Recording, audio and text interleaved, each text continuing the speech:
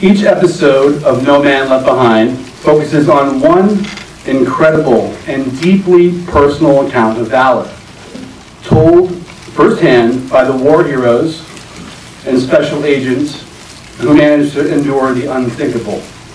In tonight's story, Americans on missions to serve their country who suddenly find themselves trapped behind enemy lines. It's a situation that soldiers train for, though few experience, and even fewer survive.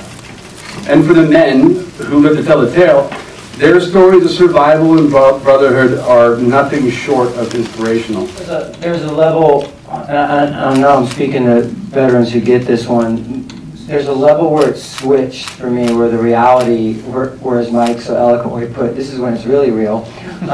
It just switched for me, and I don't know how to explain that reality level and say, well, this is what it feels like, but for me it was when people started getting hit. Now, training-wise, we know exactly how to react. We know exactly how to keep a body going. It's air loss and blood loss. We control those things. We can keep you going. We have a 99% survival rate on the battlefield.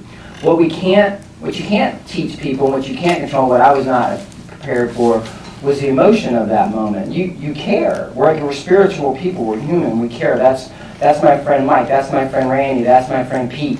And if it's not your buddy, it's not your pal, it's someone that you damn well counted on. The 2 or 3 gunners down, the radio operator's down. We needed him. Oh my gosh, what do we do? It means you got to get behind the gun. You get behind that. You got to do your job, and the bad guys keep coming. And I wasn't prepared for the emotional of it. And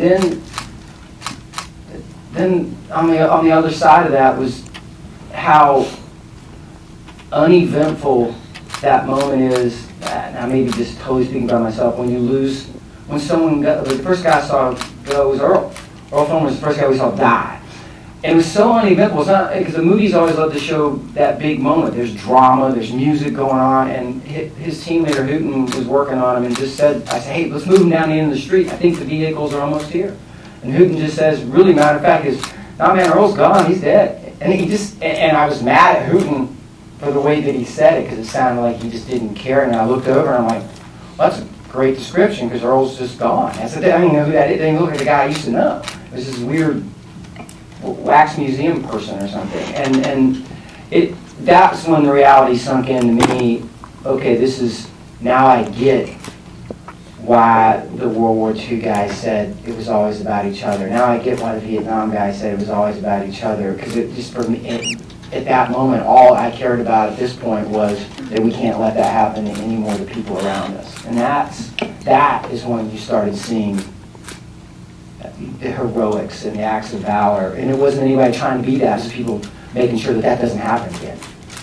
So I just try to do everything I can do. I certainly have much less fear about failure. I think that's one thing, you know. It's funny, I was asked about 3 weeks ago by an ROTC instructor at some school somewhere to just to send a phrase to his class, and that's what I said. I said, don't be afraid to fail, because if you're afraid to fail, you are never going to realize your full potential, because everybody fails, and it's okay to fail. You learn from it, you move on, you do better next time. And I don't think I felt that way before, and now I'm willing to try pretty much anything, and had some great successes that I'm proud of, and they would not have occurred if Somalia never happened. And this Black Hawk Down incident, it's not the defining moment personally for me.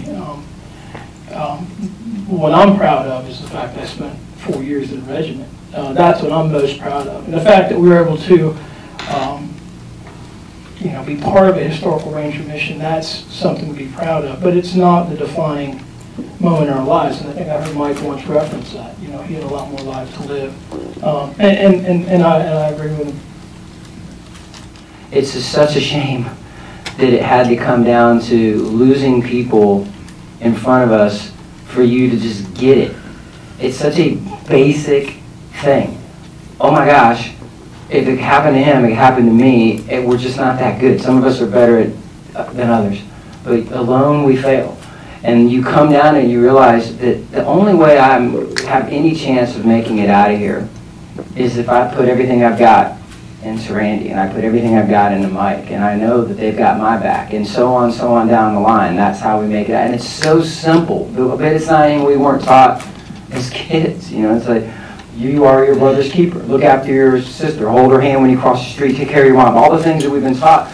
And all of a sudden, I think now I've gotten it. That I've been given the opportunity. And that's, I pour everything I got into trying to do the right thing for the people that I'm in contact with on my left and my right.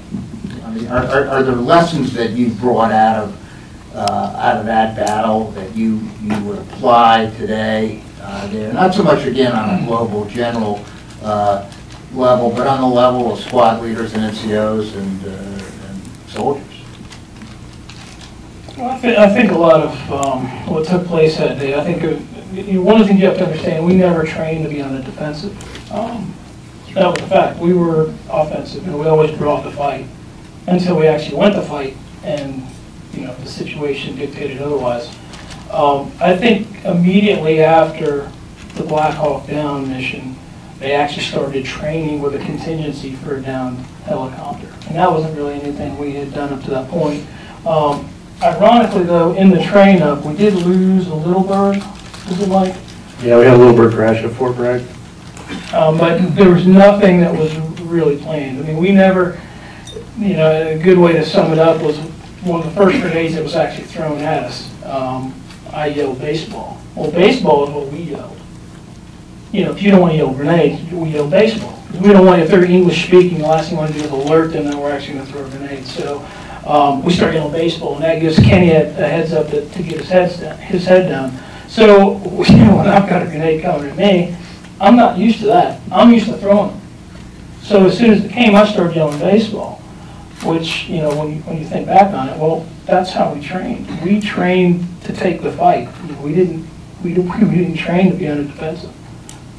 And we were talking a little earlier about rules of engagement and so forth. This is a battle where the enemy's not wearing uniforms, not in tactical formations with equipment that you necessarily train to recognize. How did your training prepare you or not prepare you for that kind of a fight?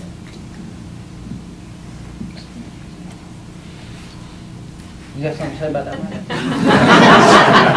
Put him on the spot. I thought we were very well prepared. I mean, certainly, and not just individually as units, but I mean, we train jointly all the time. And train as you fight, all those metaphors that really do mean something. I have always said that I don't think I could have been flying a better machine with a better customer and be better prepared than I was that day. And Michael, while you've got the microphone, ask a little bit about your captivity. I mean, you talked a little bit about your mindset in the film, but if you could elaborate on a little bit in terms of, you talked about always maintaining hope and knew you were going to get out. How did you get there? Because how do you avoid despair in a situation like that? I don't know. I think part of it is who you are as a person. I think some people get discouraged very easily and some don't. That's certainly in the mix. I just never look at anything in life thinking I can't somehow figure out a way around it, whether it's figuring out how to operate the VCR or something more complicated. But that's just the way I look at life. Now, you have to be honest with myself, or I have to be honest with myself. It's 11 days, okay? I don't know if 6 months in or 2 years in, I lose hope. I don't know, and I never will know. All I can say is every day I woke up thinking, I'm going to get through today. This is the challenge I have in front of me is today.